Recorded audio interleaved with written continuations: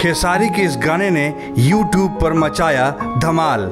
Bhojpuri industry में superstar Khesari Lal Yadav के भोजपुरी गाने छाए हुए हैं। अक्सर उनके गाने YouTube पर ट्रेंड करते दिख जाते हैं। इन दिनों उनका एक गाना काफ़ी सर्च किया जा रहा है। खेसारी के चाहने वालों में इसी गाने की दीवानगी इस कदर है कि इसे 138 मिलियन व्यूज अभी तक मिल चुके हैं।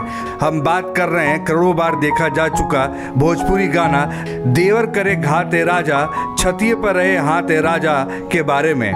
खेसारी लाल यादव का कोई भी मंच हो या स्टेज शो, इस गाने की डिमांड जरूर होती है। यह गाना सबसे ज़्यादा देखा और सुना जाने वाला गानों में से एक है। इस गाने को अजीत हलचल ने लिखा है और आशीष वर्मा ने इसका संगीत दिया है। खेसारी के गानों के हिट होने के पीछे उनकी बड़ी संख्या में फैन फॉलोइंग है।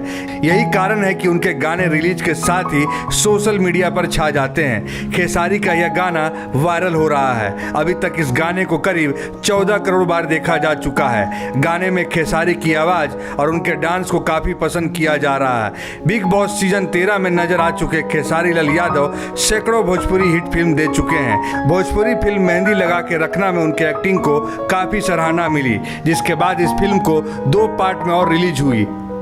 भोजपुरिया वायरल की रिपोर्ट।